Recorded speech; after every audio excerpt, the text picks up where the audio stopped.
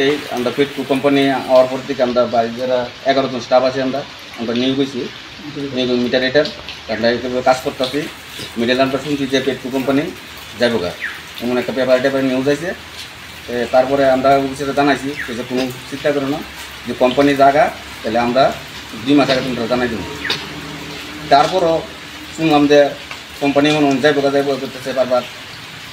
স্যারে বলে ওই কথা কোয়ার পরে আজকে কালকে প্রায় 11টা বাজে, 11টার দিকে কালকে সকালও আমরা কইছে যে তোমরা কাজ করো নিশ্চিন্তে, কোনো টেনশন নেই। ছেলেরা আমরা ভাই বোন সবাই কাজে বেরিয়েছি। হঠাৎ করে ফোন করে আমরা আনাইছে এখন মোবাইল চালাও, প্রিন্টার চালাও আর টাকা চালাও। আমরা টাকা পেড করছি। পেড করার পরে তো কইতেছে যে আমার কাছে নোটিশ আইছে, 3 মাস আগে নোটিশ আইছে যে দেবো আমরা কাজ করে গেছি, আমরা কোনো কিছু জানাইছি।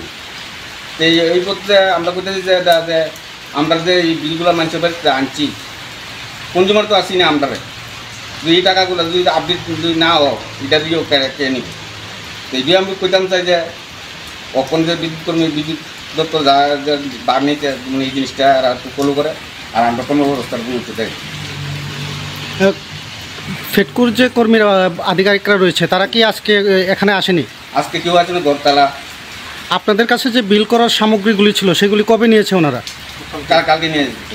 নেওয়ার সময় আপনাদেরকে কি কি প্রতিশ্রুতি দেয়? আপনাদের আবার স্টে করবো, তারা 3 মাসের লিখে আবার করবো, তবু তারা আসলে দিবে। কিন্তু অ্যাকচুয়ালি আমরা পেপার দেখলাম কোনো কিছুই নেই।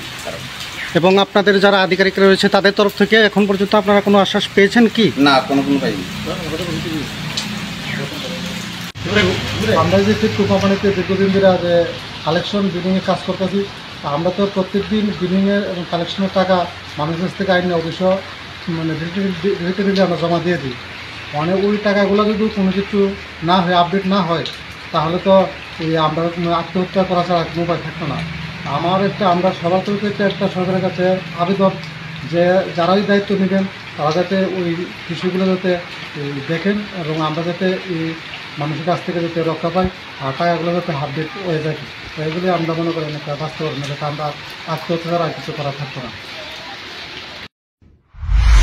মশলা হাতে নয় চামচে তুলুন। লংতরাই গুঁড়ো মশলার প্রতিটি 250 গ্রাম প্যাকেটের সাথে 1টি চামচ ফ্রি।